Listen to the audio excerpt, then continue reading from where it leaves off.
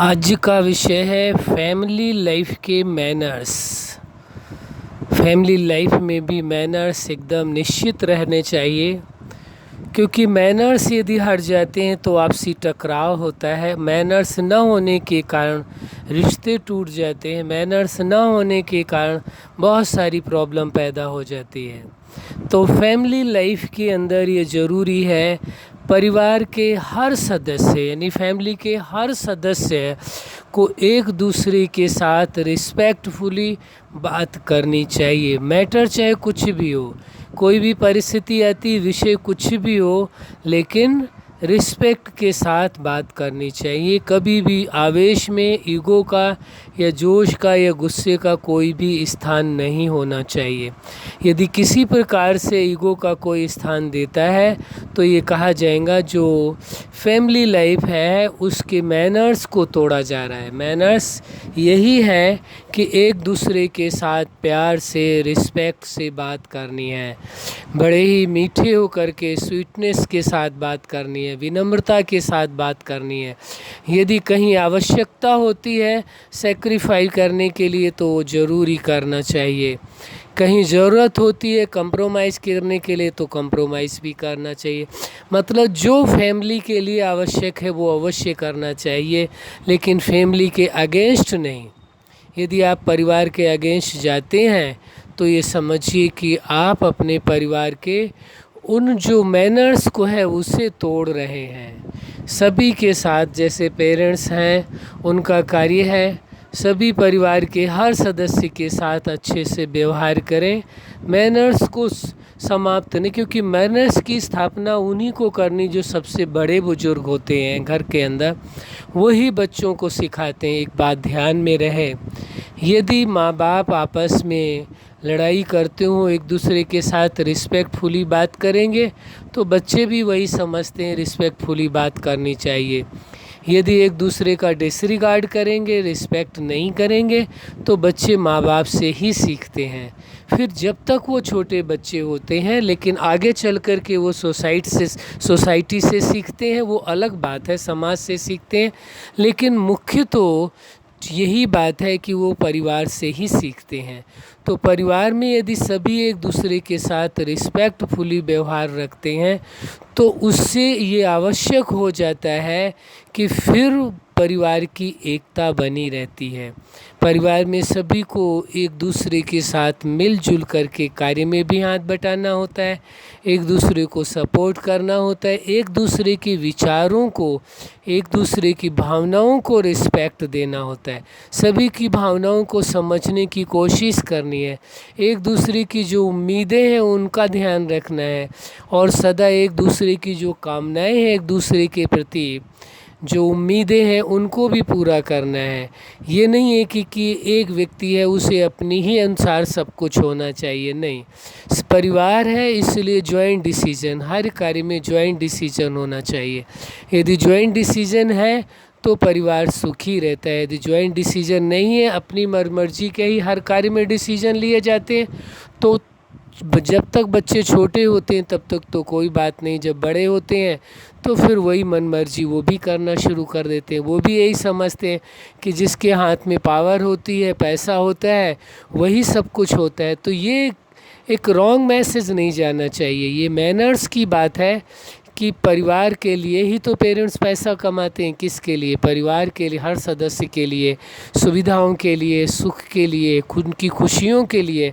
इसलिए उनके विचारों की भी बहुत ज़्यादा रिस्पेक्ट करनी है, उनकी भावनाओं की भी रिस्पेक्ट करनी है। ये परम आवश्यक है। यदि उनके विचारों और भावनाओं की रिस्पेक्ट आप नहीं करते हैं तो फिर क्या होगा?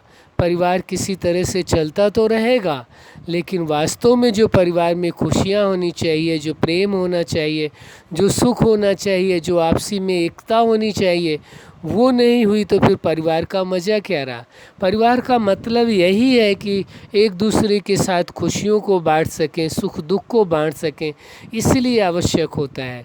तो परिवार के अंदर भी मैनर्स अवश्य होने चाहिए। एक दूसरे से रिस्पेक्ट से बात करना ये बहुत ही ज़रूरी है। परिस्थितियाँ कैसी भी हों अलग है, विषय कैसा भी हो, लेकिन उनके बीच में जो रिश्ते की वैल्यू है वो बहुत ज़रूरी है।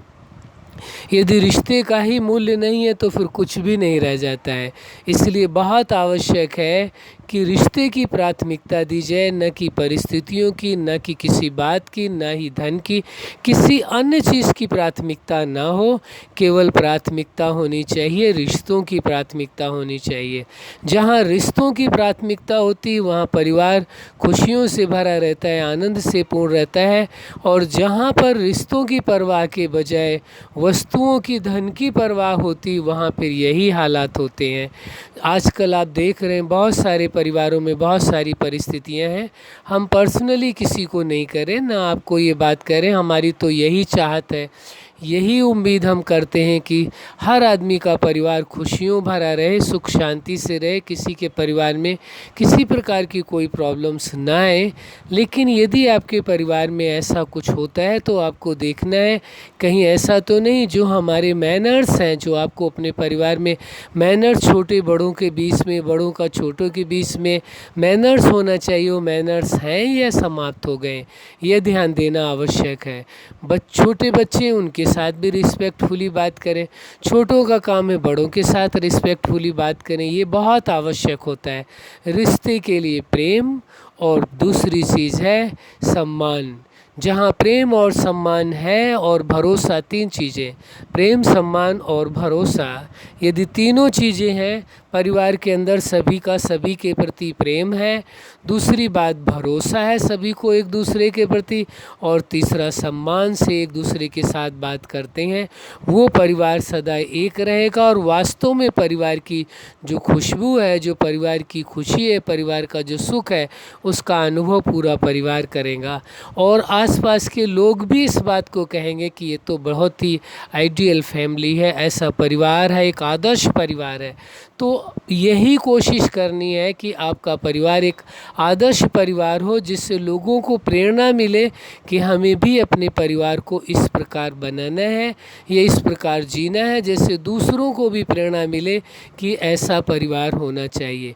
विशेष यही बात है, दोबारा कहेंगे, सब परिवार में हर सदस्य के विचारों का सम्मान हो, हर सदस्य की भावनाओं की सम्मान हो, हर सदस्य के ज़रूरतों की, उनके उम्मीदों को पूरा करना होगा, तभी आपका परिवार सुखमय हो सकता है। उसके लिए ये ज़रूर है, मैनर्स भी साथ में आवश्यक हैं, मैनर्स भी बहुत ज़रूरी हैं।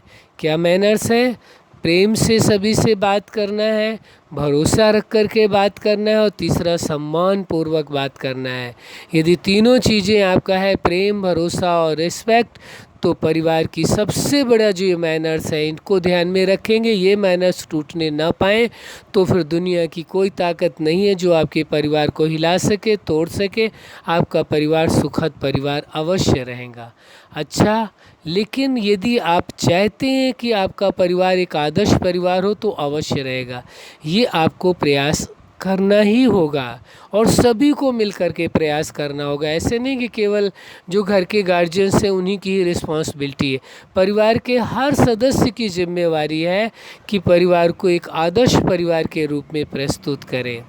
अच्छा, आप अपने जीवन में सफलता के शिखर तक पहुँचें और फैमिली के मैनर्स के द्वारा, फैमिली लाइफ के मैनर्स को स्थापित करते हुए अपने जीवन में परिवार के बीच में प्रेम, भरोसा और सम्मान तीनों को कायम रखते हुए सदा खुश रहना है, खुशियाँ बांटना है, यही हमारी हार्दिक शुभकामना है। सदा खुश रहें, मुस्कुराते रहें। धन्यवाद।